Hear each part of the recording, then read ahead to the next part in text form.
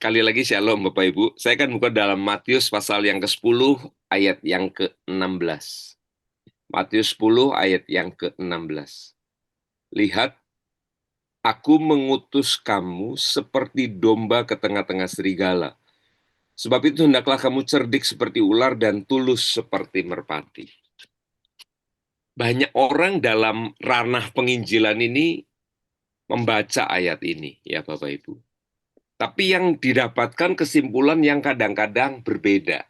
Kesimpulannya apa? Kita harus cerdik, ya. Kita harus cerdik, ya. Lalu karena cerdiknya, lalu orang cari kesempatan yang baik, lalu orang untuk apa ya? Mencari situasi yang paling aman, katakanlah begitu, ya. Akhirnya tidak melakukan itu, ya. Dan itu yang katakanlah saya kayak alami bertahun-tahun begitu Bapak Ibu. Pak Vincent, Pak Sabto, Pak Dani, ya, ketika saya ketemu secara langsung melalui pelatihan ini, itu membukakan kepada kita sisi yang lain dari ayat ini. Ya, artinya, ayo pertama miliki dulu kamu seperti merpati, tulus. Ya, di dalam tulus ini ada yang namanya mengasihi. Ketika orang mengasihi orang lain, saya sangat percaya akan timbul namanya kepedulian.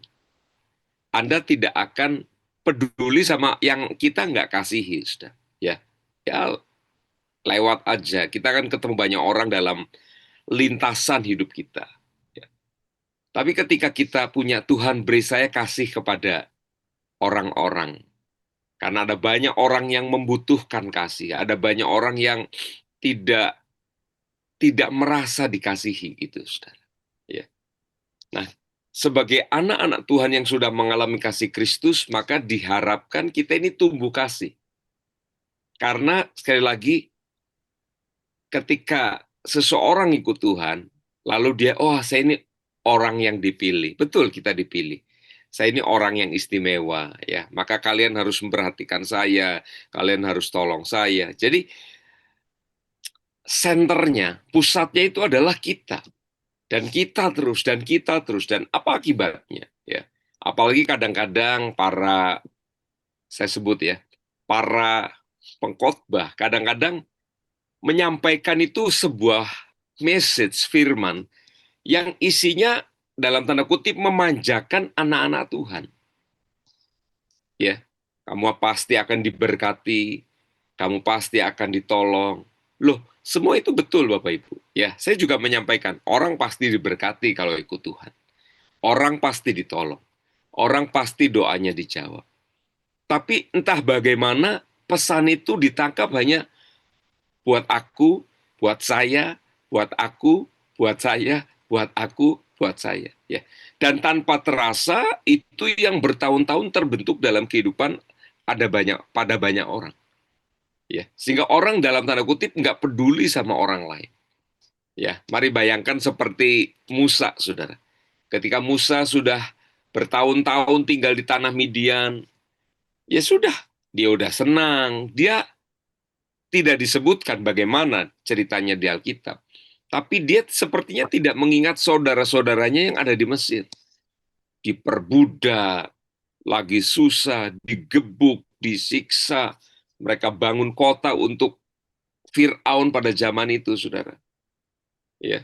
Sampai Tuhan kemudian panggil Musa dan ingatkan, itu saudara-saudara kamu harus kamu keluarkan. Musa ya merasa berat gitu, saudara. Tapi akhirnya dia pergi ke sana. Ya, dia juga ingat, iya ya, mereka saudara-saudaraku. Akhirnya Musa pergi ke tempat yang dulu mengejar dia. Ya, dulu pernah dia berbuat kesalahan, bunuh orang Mesir dan dia harus lari dari sana, saudara. Tapi akhirnya dia pergi ke sana. Istilah Pak Vincent, melawan ketakutan sebelumnya yang ada gitu ya. Akhirnya dia pergi ke sana. Nah, kehidupan kita mestinya begitu. Setelah saya dapat kesembuhan, setelah saya dapat kekuatan, setelah saya dapat berkat. Jangan lupa, ayat ini berkata, aku mengutus kamu. Ya, tapi memang harus ada. Makanya salah satu pelajaran di dalam Harvest kan Kita disuruh mengasihi, atau bukan disuruh, kita diingatkan Tuhan sudah mengasihi kita. Maka biarlah kasih itu timbul dari kita kepada, dalam tanda kutip, nasib orang lain. Wah, kalau dia nggak kenal nama Yesus, ya, memang tentu kita tidak memaksakan. Tadi kan Ibu Mei juga mengatakan, kita nggak langsung bilang, tidak memaksakan. Tapi ada berbagai hal yang melalui itu nama Yesus bisa terseberangkan.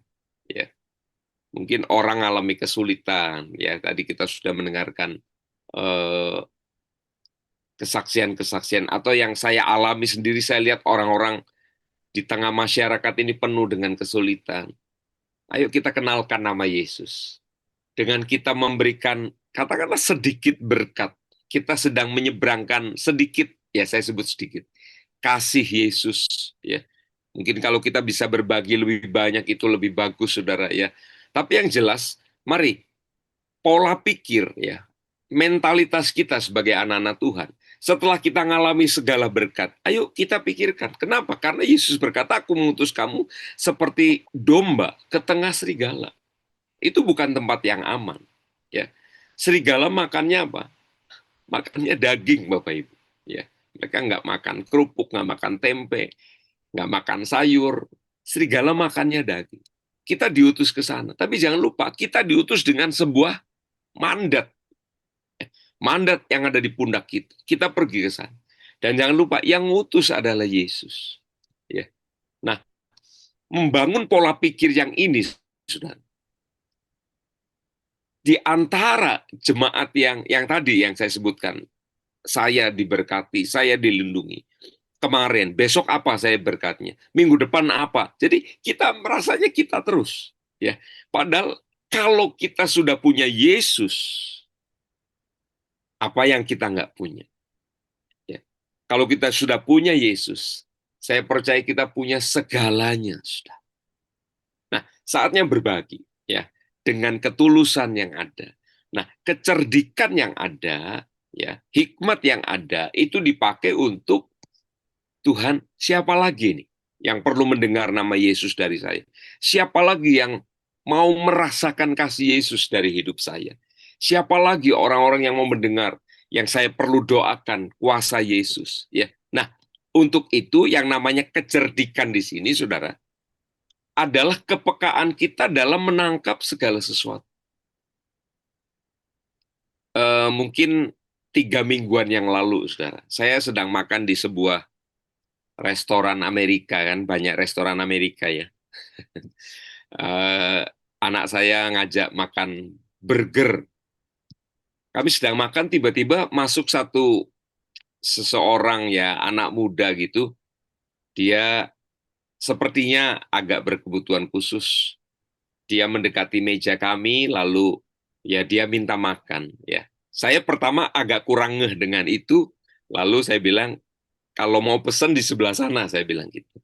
Ya, dia pergi ke situ, tapi dia nggak pesen.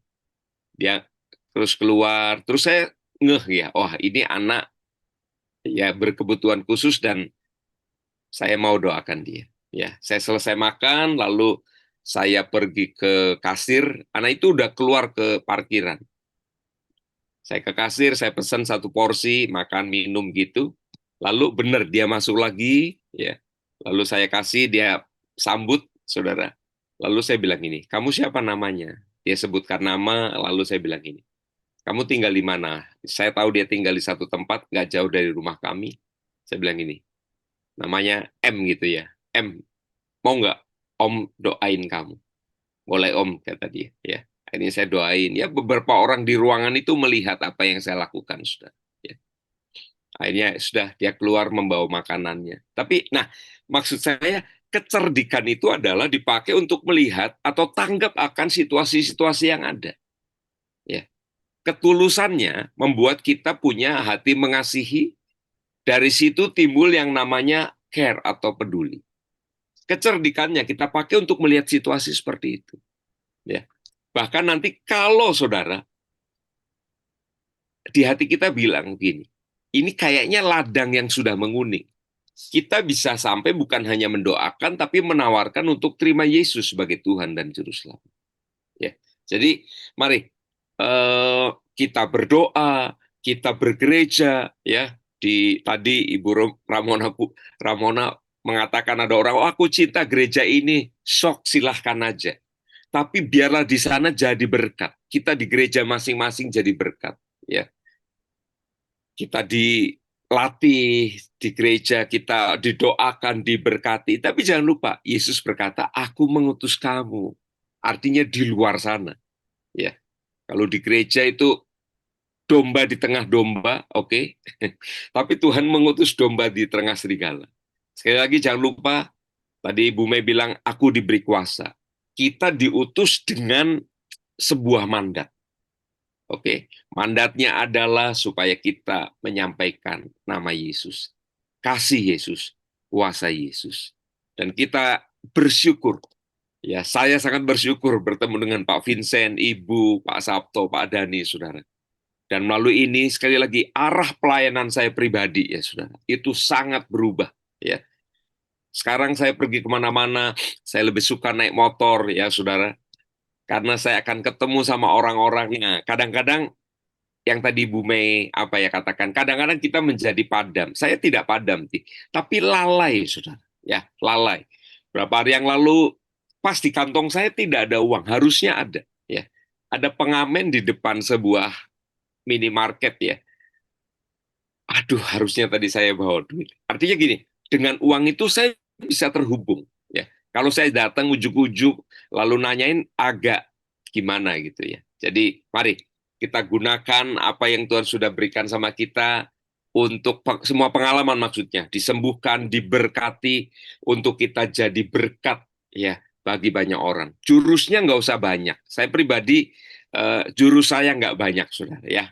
Ketika saya diundang berkhotbah, saya sampaikan tentang pelatihan ini, saya sampaikan bagaimana ada kehidupan yang lain loh, bukan hanya kehidupan bergereja, tapi kehidupan di jalan, di luar, di antara keluarga besar untuk menyampaikan nama Yesus. Puji Tuhan, saya rasa itu, Bu Mei, Tuhan Yesus berkati.